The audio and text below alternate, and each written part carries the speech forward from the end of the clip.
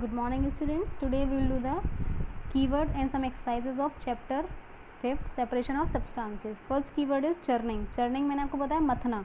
Churning is the process of shaking up cream or whole milk to make butter. मक्खन को बनाने के लिए, दही को फेंटने के लिए जिस प्रोसेस को हम यूज़ करते हैं, उसमें हम कंटिन्यूसली किसी चीज़ को स्टिर करते हैं, मिल्क को या फिर मलाई को, उसे हम बोलते हैं चर्निंग, मथना. Second, condensation, process of conversion of water vapour into its liquid form. Water vapour को पानी की बूंदों जो भाप में बन जाती हैं उनको वापस से पानी की बूंदों में कन्वर्ट करना होता है condensation.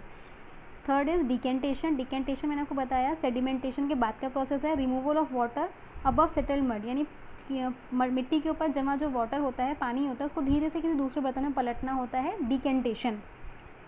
Next, evaporation, the process of conversion of water into its vapour form, यानी कि वाटर को, लिक्विड को उसकी वेपर फॉर्म में कन्वर्ट करना होता है evaporation. Fifth, filtration, separate solid particles from liquid. Solid particles यानी जो ऐसे इनसॉल्युबल पार्टिकल्स होते हैं उनको किसी लिक्विड से अलग करना, छान कर, फिल्ट्रेशन कहलाता है. Six, hand picking, removing with the hand the piece of stones, husk etcetera from the grain. Grain से, अनाज से, हाथों से उठाकर कोई कंकड़, कोई इम्प्योरिटी को अलग करना होता है हैंड पिकिंग. पिकिंग मतलब उठाना, हैंड मतलब हाथ से. Seven, saturated solution, solution containing maximum amount of dissolve solid, यानी कि अब जब सॉल्यूशन में और कुछ घुलने की क्षमता नहीं रह गई है, सब कुछ उसमें घुल चुका है प्रॉपर, तो उसे हम क्या बोलते हैं, सेचुरेटेड सॉल्यूशन. ऐसे सॉल्यूशन में अगर हमें और ज़्यादा अमाउंट में कुछ घोलना होता है तो हम क्या करते हैं, उसको थोड़ा सा हीट करते हैं. Next, sedimentation. सेडिमेंटेशन मतलब नीचे किसी चीज़ का बैठ जाना, सेडिमेंट हो जाना. The settling down of heavier solid particles at bottom of a liquid is known as sedimentation. Solid heavy particles जो इनसॉल्युबल हैं वो जब किसी चीज़ में, किसी लिक्विड में नीचे बॉटम में बैठ जाते हैं तो उसे हम क्या बोलते हैं, sedimentation. Next, sieving, allows fine particles to pass through the holes of the sieve while the bigger impurities remain on the sieve. Sieve मतलब छन्नी के थ्रू, छन्नी के जो होल्स होते हैं, छेद होते हैं, उसके थ्रू छोटे पार्टिकल्स जो आर पार निकल जाते हैं, ठीक है, और जो बड़े पार्टिकल्स होते हैं, जो इम्प्योरिटीज़ होती हैं, वो ऊपर रह जाती हैं, तो उसे हम क्या बोलते हैं, सीविंग, यानी छानना. Next, solution, when a solid substance dissolve in a liquid. जब कोई सॉलिड को हम किसी लिक्विड में डिजॉल्व करते हैं, वो पूरे डिसअपियर हो जाए, गायब हो जाए, तो इसकी पूरे जो लिक्विड होता है उसको, जो सॉलिड उसमें डिजॉल्व होकर डिसअपियर हुआ है, पूरे को हम क्या बोलते हैं, सॉल्यूशन बोलते हैं, ठीक है. Next, threshing, the process use to separate grains from starch. जो ग्रेन्स होते हैं उसको उसके स्टार्च से, उसके डंडों से अलग करने का प्रोसेस होता है थ्रेशिंग. नेक्स्ट, विनोइंग, इसके लिए हम क्या यूज़ करते हैं, moving air, the separating components of a mixture by passing air, यानी हवा के थ्रू, हवा की हेल्प से लाइटर पार्टिकल्स और हैवियर पार्टिकल्स को अलग अलग करना क्या होता है, ग्रेन्स को और उसके जो हस्क होता है उसको अलग अलग करना होता है winnowing. Next is fill in the blanks. First, the method of separating seeds of paddy from its stalk is called threshing, यानी इसमें क्या है, पैडी का जो फील्ड है उसमें जो स्टाक्स है उसको और ग्रेन को अलग करना क्या होता है, थ्रेशिंग होता है. When milk cooled after boiling is poured onto a piece of cloth, the cream malai is left behind on it. This process of separating cream from milk is an example of filtration.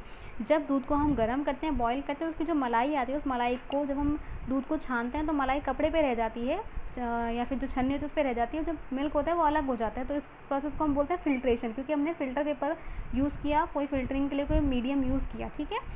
Third, salt is obtain from sea water by the process of evaporation.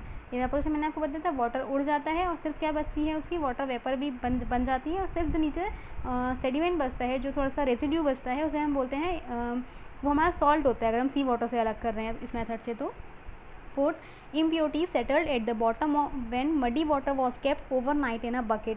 अगर किसी muddy water में, यानी कीचड़ के पानी को हम रात भर रखेंगे एक बकेट में, तो क्या होगा, जो मिट्टी होगी, जो कीचड़ होगी, वो नीचे बैठ जाएगी बकेट में, सेडिमेंट हो जाएगी, और उसके बाद जो पानी को हम नेक्स्ट डे डालेंगे दूसरी बकेट में, तो क्या होगा, बिना डिस्टर्ब के सेडिमेंट को, प्रोसेस का नाम होगा, the process of separation use in this example is called decantation. पहले सेडिमेंटेशन हुआ, उसके बाद जो हमने प्रोसेस करा वो हुआ हमारा decantation. State whether the statements given below are true और फॉल्स. नीचे जो स्टेटमेंट दिए गए हैं वो सही हैं या गलत. First, a mixture of milk and water can be separated by filtration. पानी और दूध के मिक्सचर अगर बन गया तो उसको हम फिल्ट्रेशन से अलग कर सकते हैं. फॉल्स, क्योंकि दोनों आपस में मिक्सिबल हैं, यानी मिक्स हो सकते हैं. A mixture of powdered salt and sugar can be separated by the process of winnowing. Winnowing से अगर हम पाउडर बना हुआ शुगर और सॉल्ट है उसको हम अलग कर सकते हैं. फॉल्स, क्योंकि दोनों सेम वेट के होते हैं. Third, separation of sugar from T can be done with filtration. चाय से अगर हम चीनी को निकालें तो फिल्ट्रेशन से हो जाएगा. फॉल्स, क्योंकि चीनी क्या है, चाय में सॉल्युबल है, क्योंकि चाय को बॉईल करते हैं, चीनी उसमें डिज़ोल्व हो जाती है।